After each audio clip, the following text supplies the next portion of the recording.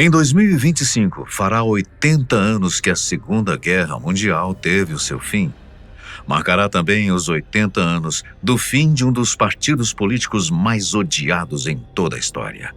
O Partido Nacional Socialista dos Trabalhadores Alemães, mais conhecido como Partido Nazista, do qual Adolf Hitler era o líder. O partido ficou marcado pelo nacionalismo exacerbado e pela rejeição à democracia. Entretanto, além do mal que causou, o Partido Nacional Socialista queria muito mais do que transformar a Alemanha e eliminar os judeus. Seus membros, todos amando do Führer, tentaram descobrir segredos antigos, bem como expandir o seu domínio para outros países, inclusive no Brasil. Quais são esses segredos tão procurados pelos nazistas? Eles descobriram algum? É verdade que eles quase conseguiram produzir uma bomba nuclear? Vamos descobrir juntos. Armas nucleares. Já imaginou se o Partido Nazista tivesse conseguido produzir uma arma nuclear?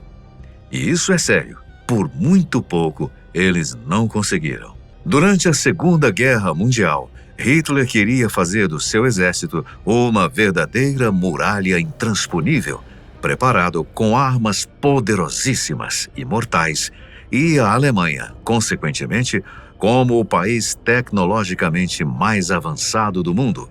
E quase deu certo. Na transição entre as décadas de 30 e 40, os cientistas alemães foram incumbidos de dominar o poder do átomo nas armas. Isso quer dizer que eles tinham a tarefa de criar bombas nucleares, pois o maior sonho de Hitler era não só dominar, mas também destruir uma cidade como Londres num só golpe.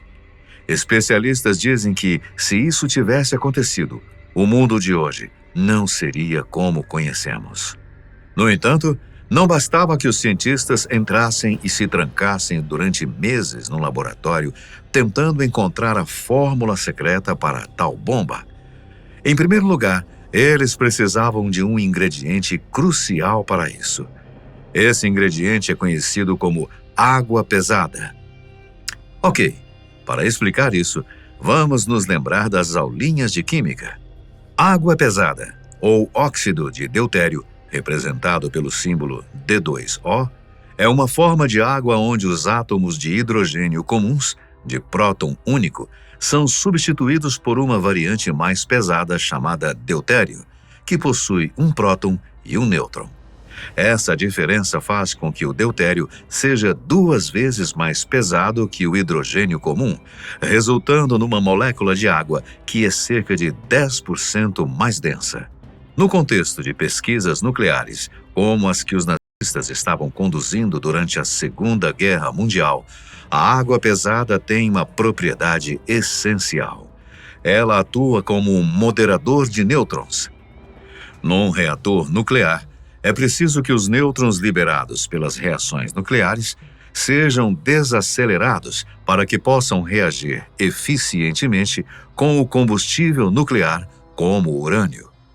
A água pesada permite essa moderação sem absorver muitos nêutrons, o que é fundamental para que o reator mantenha uma reação nuclear contínua e controlada.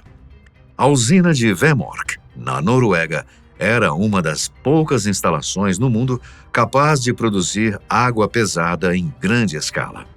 Por isso, os nazistas tentaram dominar essa instalação para acelerar seus esforços de desenvolver uma bomba atômica que usaria reatores moderados por água pesada como parte do processo de produção de material físsil, um passo essencial para fabricar armas nucleares.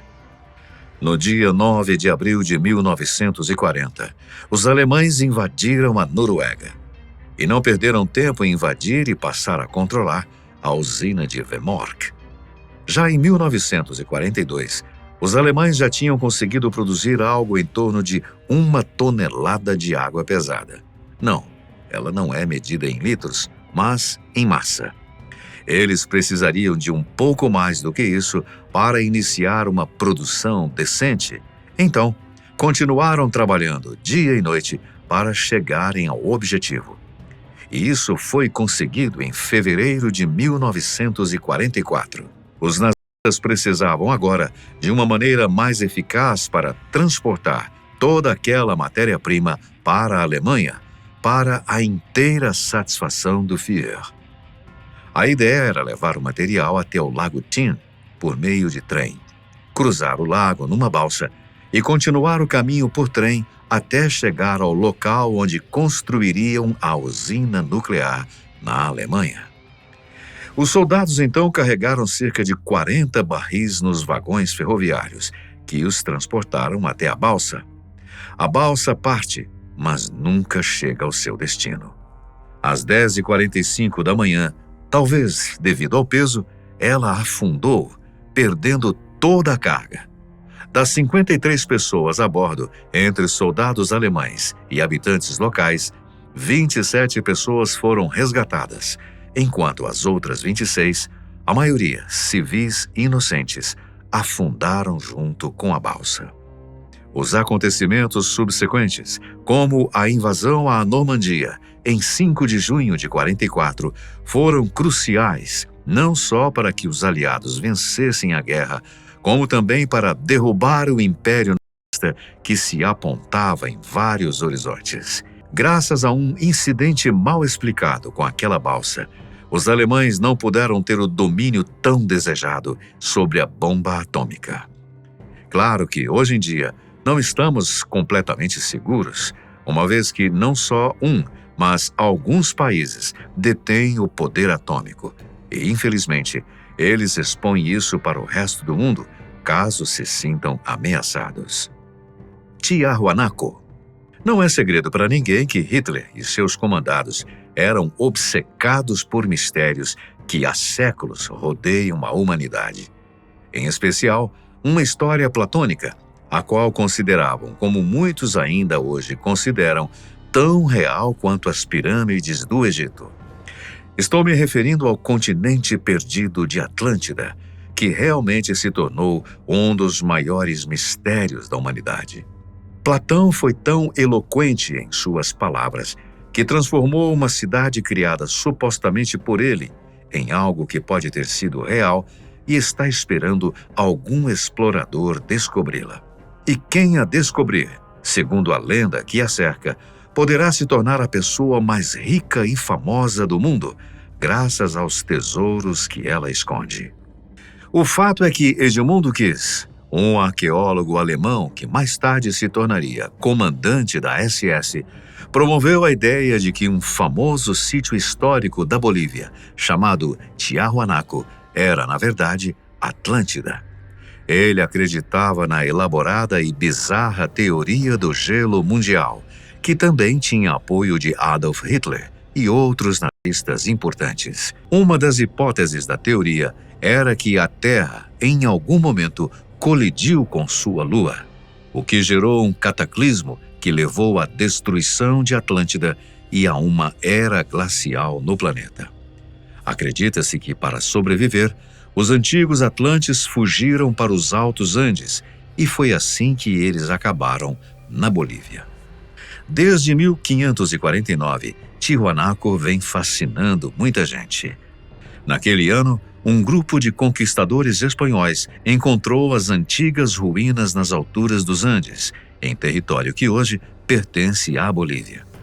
Diante de portais de pedra imensos, megálitos de granito, impressionantes terraplanagens, estelas delicadamente esculpidas e glifos enigmáticos, os espanhóis ficaram deslumbrados com a grandiosidade e o mistério do lugar. Ao questionarem os caciques locais sobre a origem daquelas estruturas e o destino do povo que as construiu, ouviram uma história de um passado remoto em que uma civilização antiga teria sido destruída por uma grande inundação. Não se tem ao certo o mês, mas sabe-se que, em algum momento de 1928, Kiss desembarcou em Tiahuanaco com uma teoria ousada. Alto e de óculos, com o rosto rosado pelo sol, ele se destacou entre os carregadores do povo Aymara.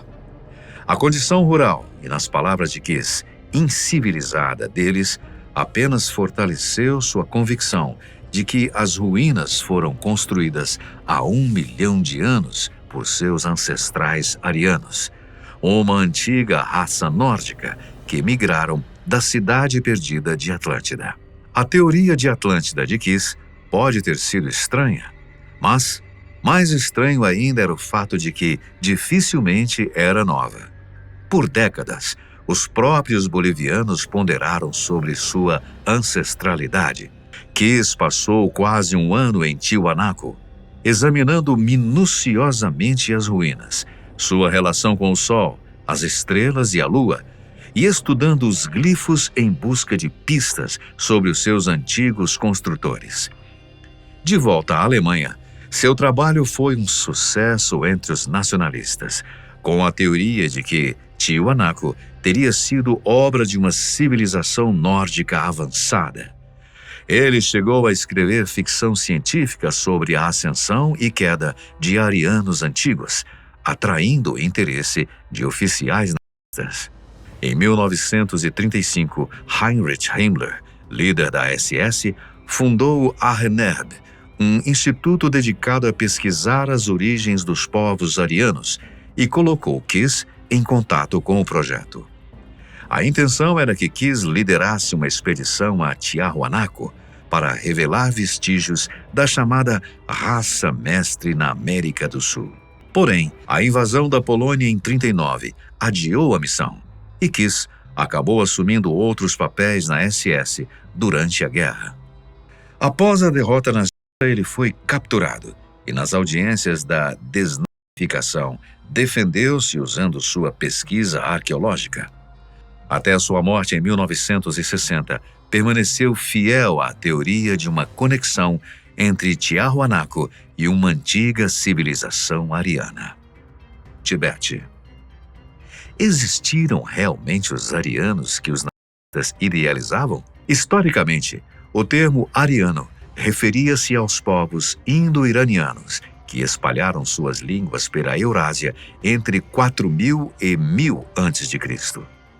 No entanto, para o pensamento racista nazista, a raça ariana passou a representar uma suposta elite germânica, uma ideia sem base factual. No início do século XX, os alemães buscavam se vincular a tradições antigas. Himmler, líder da SS, alimentavam a obsessão pelo mito ariano, imaginando que a localização e a história desse povo poderiam ser reveladas. Ele fundou a ARNEB, uma unidade da SS voltada a buscas arqueológicas e místicas, na tentativa de comprovar a existência de uma raça ariana ancestral. Como destaca o historiador Sir Richard Evans, para os nazistas a história mundial era vista como uma luta racial, onde os arianos seriam superiores. Himmler planejava até uma nova religião baseada em cultos solares e antigos deuses.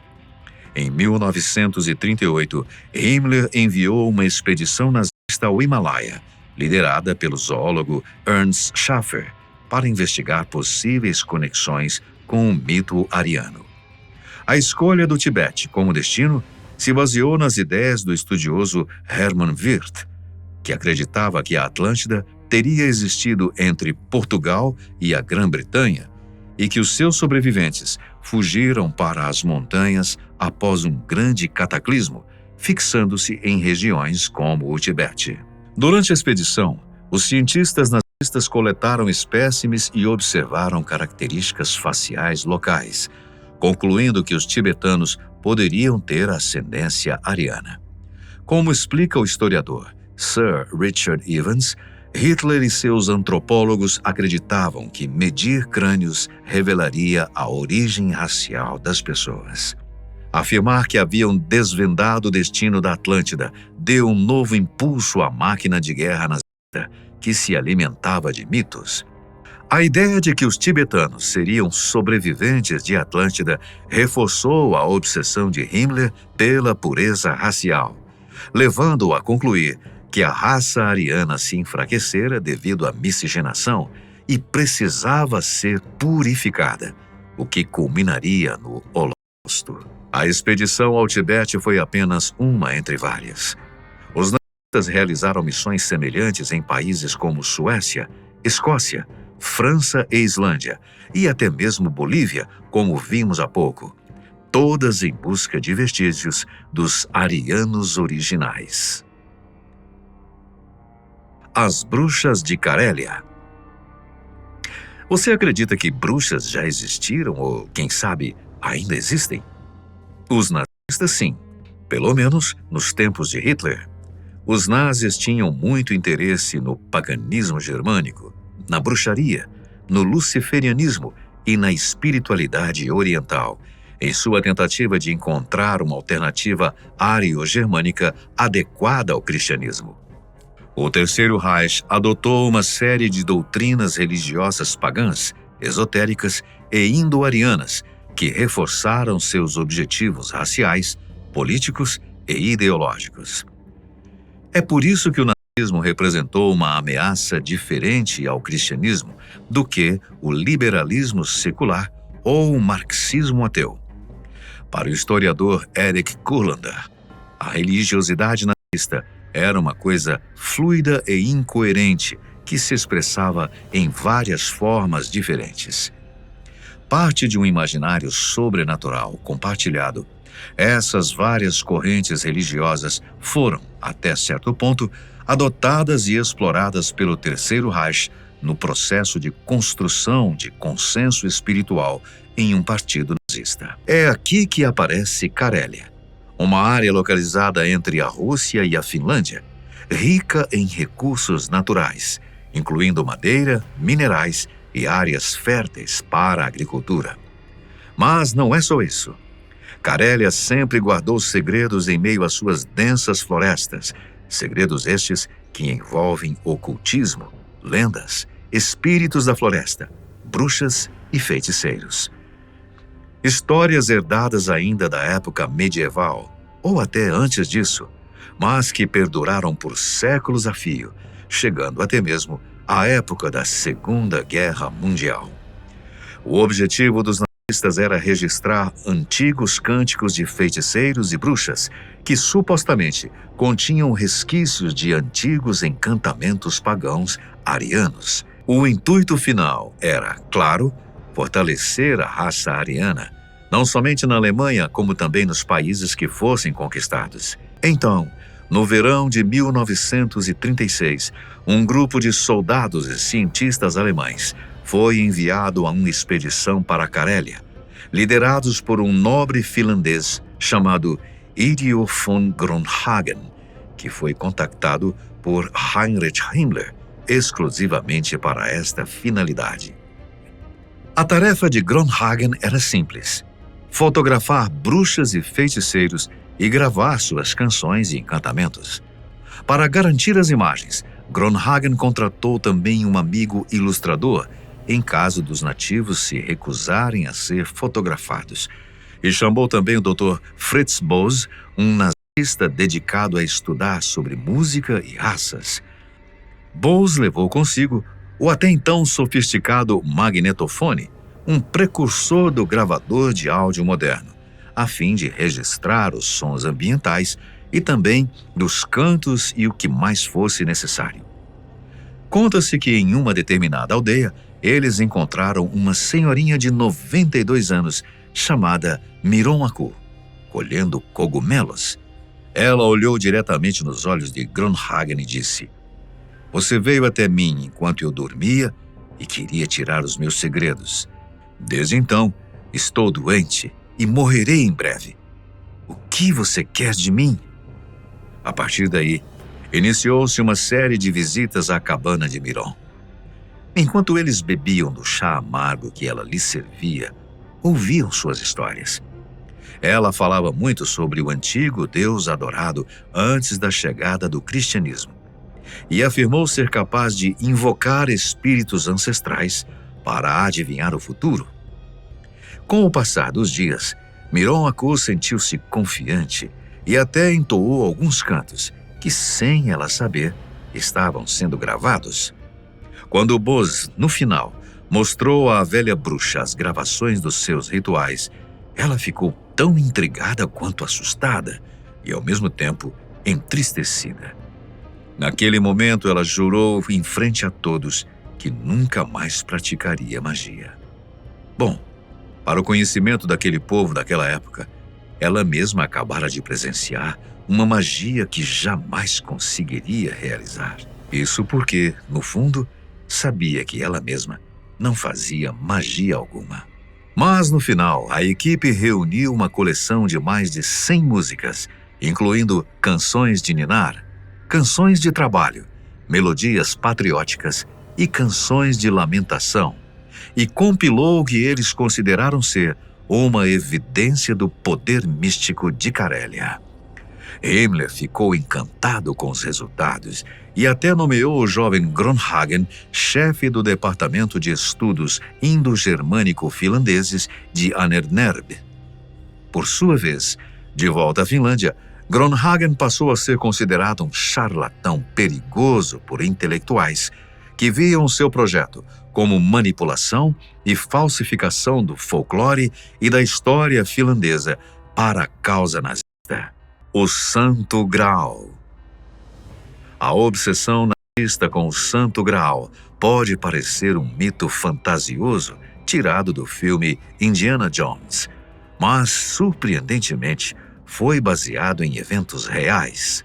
Otto Hahn era um medievalista nazista que estava convencido de que o Santo Graal era um tesouro mantido pelos cátaros, um partido antissacerdotal em oposição à Igreja Católica, antes de sua destruição durante a Cruzada Albigense. Os cátaros, ele acreditava, eram descendentes de visigodos espanhóis e seguiam uma religião que representava um repúdio fundamental ao judaísmo. Ele acreditava que o épico Parsifal do século XIII era o segredo para encontrar o Graal, que ele supunha ter sido tirado da fortaleza cátara, no castelo de Montesegor, por 3 cavaleiros católicos que o esconderam. Depois de passar o verão de 1931, explorando cavernas subterrâneas em Montesegor, que eram usadas pelos cátaros como uma catedral subterrânea, ele escreveu um livro sobre a sua busca chamado Cruzada contra o Graal, que lhe trouxe fama e a atenção de Himmler. Após receber um telegrama misterioso oferecendo-lhe 1000 Reichsmarks para escrever uma sequência, foi se encontrar com Heinrich Himmler. Himmler era um grande fã e encorajou Hahn a se juntar à SS, dando-lhe total apoio para a sua busca pelo Graal, embora ele não fosse um membro da Ahnenerbe. Sua sequência, A Corte de Lúcifer, a jornada de um herege em busca do portador da luz, estava cheio de prosa enfadonha e um senso identificável de desespero. Mesmo com os recursos da SS por trás dele, Hahn não estava chegando a lugar algum na sua busca. Outro problema de Otto Hahn era ele não ser realmente antissemita. Há inclusive quem sugira que ele era judeu. Ele ficou horrorizado ao encontrar passagens antissemitas inseridas em seu livro sem o seu conhecimento. Ele também era gay, o que o levou a uma prisão em 1937 por envolvimento em atividade homossexual enquanto bêbado. Sua punição foi ser designado por 3 meses como guarda prisional no campo de concentração de Dachau, onde viu coisas horríveis. Ele estava se movendo em círculos antinazistas, renunciou à SS e havia rumores de que tinha ligações com a inteligência britânica. Himmler ficou furioso com o fracasso em garantir o Santo Graal e decidiu que Hahn precisava ser morto. Em vez de sofrer assassinato, Hahn se ofereceu para tirar a própria vida.